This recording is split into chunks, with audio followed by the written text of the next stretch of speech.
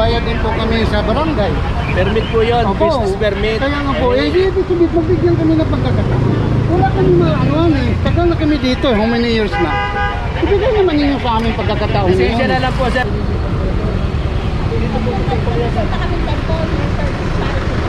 Problema sa gagawin ninyo pag-service sa Panginoon. Ito yung may batas ng tao natin. Suportan tayo sa pagkita.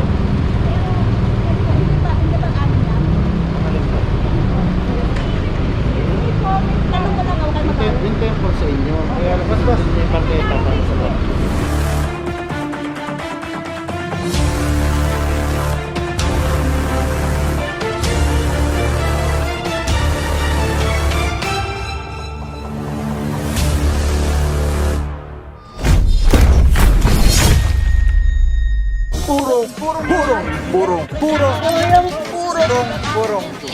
Purong pagmamahal. Happy birthday! Happy birthday! Oh, yeah, di ka ba? 1, 2, 3. Happy birthday! Barangay Captain, ang maarte ka. Isaac Tan! Mabuhay ka! Gusto mo. And Officer Marama! Alright mga puro, Cavite Street. Di pa natin alam kung saan yung second target location natin. Saan pa rin natin TTMD, Tika Sipag Galing, Sir Dexter Cardenas. OIC for today, Officer Francisco. Shout out sa mga team leaders natin, Officer Cortez, Officer Baguio. Ayan mga puro, together with MMDA Seated 1, Officer Guillomas. Yes, tuloy lang po ang paglinis, pagsayos ng lungsod Quezon. Let's go guys.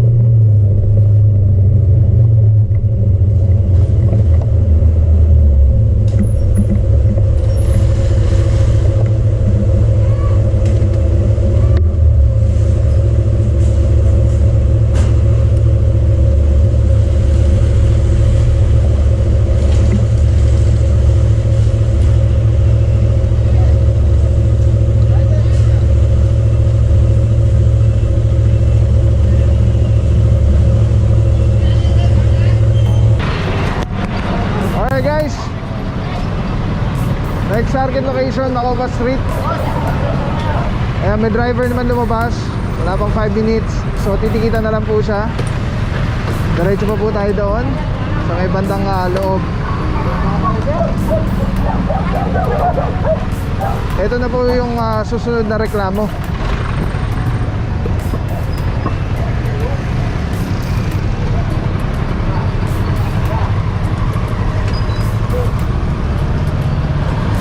Mukhang may one side parking sila sa kaliwa. Mamaya confirm natin yan.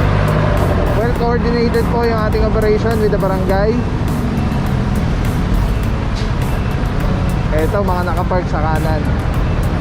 Taxi, jeep,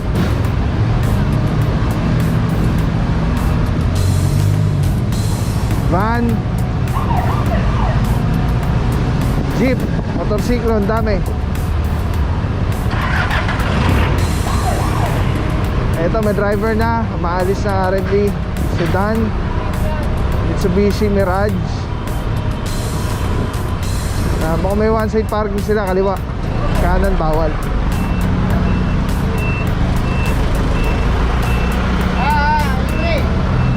Ito, nakabangketa L300 Honda City. Ayaw patanggalin ni Kuya. Pag napostehan po kayo, matitikitan pa po kayo dyan. Ito, mga nakabangketa van. Ito, Adventure. Naka-usli rin sa bangketa. Isang Mirage. Kasi isa sa dulo may driver na.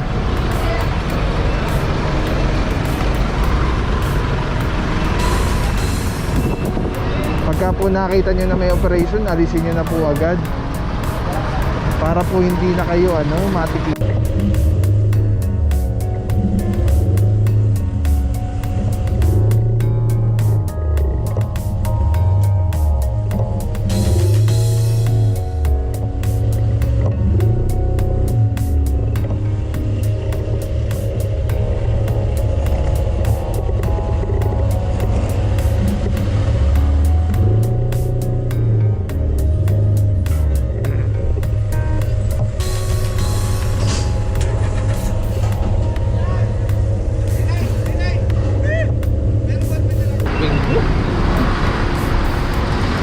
Okay mga puro, so dito meron tayo naabutan Mirage, tapos yun doon tinitikita na currently dalawa, tapos yung sa harapan.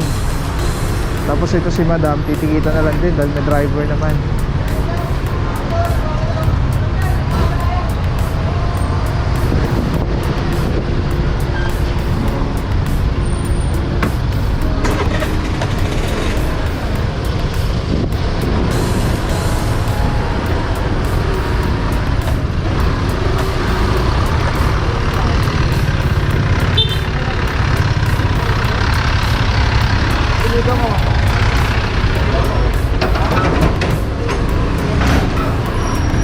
Ayun, natikita na yan kay Officer Francisco.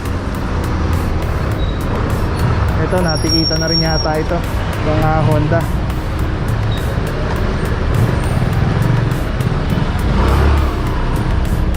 Tapos itong Mirage, ayan, titikita na ni Officer Arugay.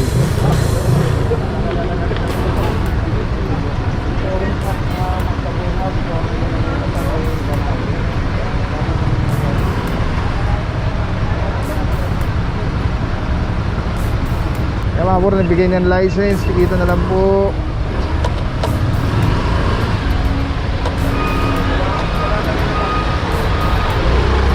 Dito naman may driver na rin.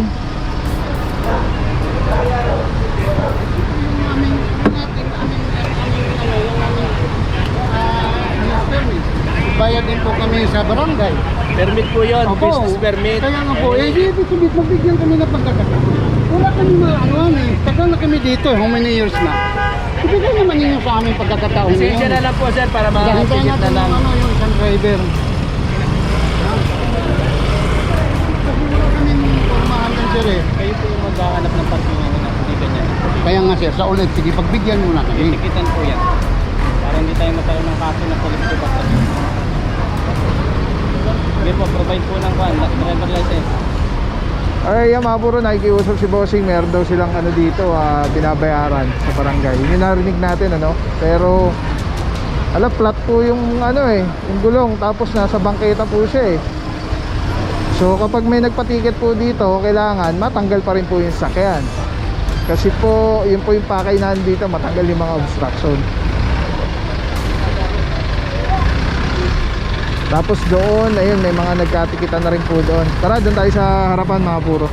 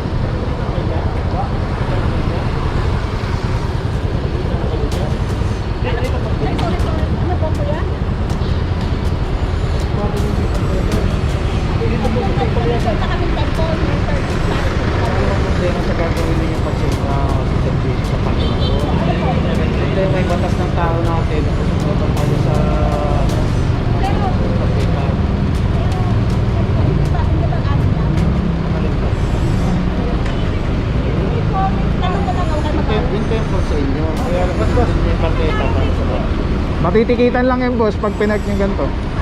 Dapat pa ganun boss oh. Hindi ko rin yung bangketa.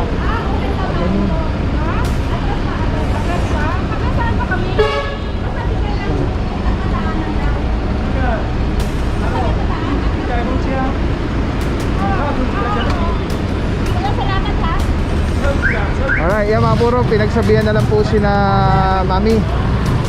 At kailangan ilabas sila yung bangketa. Dahil may pipick upin lang yata. Dito na, uy, ano pala to ah. Parang talyer. Nagano lang ako na ganito sir, kung isisiksik mo yan dyan, makaka-obstruct ka pa rin, lalabas ka pa rin. Pansamantala, wala ka pa naman mapapasokan. Umikot ka muna sir, para hindi tayo makasagabal sa ibang motorista. Sige na sir, pakiusap.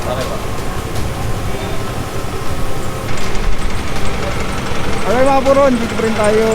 Ay, Danawi na pala ang labas nito. Ay, diretso tayo mga puron.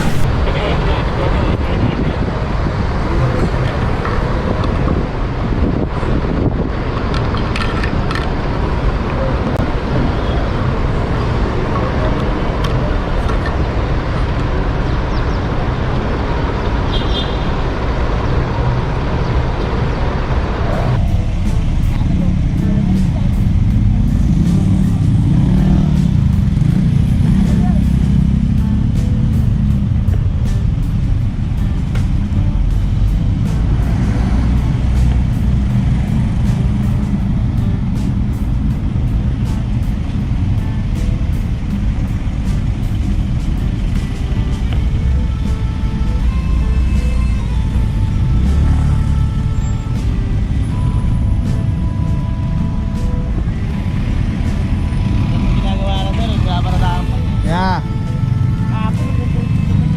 Marami rin nakakuha dito. Oo. Hindi daw makagawa eh, dahil sa mga nakapark eh. Reklamo nga yung manggagawa rito.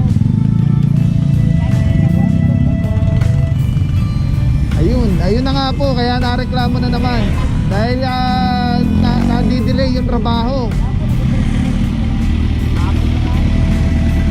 Imbis na tuloy-tuloy yung construction, Kagaya niya, may gagawa rin sila. hindi sila makapwesto. Mga pisto maghalo. Oo. Sila pa yung nasa kalsada ngayon, no? Iba hindi na makakarap na. Oo. Isipin nyo, oo nga no. Ngayon ko lang napansin mga puro, tignan nyo. Mas lalo tuloy nag-traffic kasi imbis na tong bako na to, nandito sa loob nakapwesto, kinain niya na yung kalsada dahil wala sila mapwestuhan eh. Pati yung mga halo nila. Dahil nga doon sa mga naka-illegally park. So yun po, sana naiintindihan nyo po ano. Hindi porky may mga barrier eh pwede ng parkingan.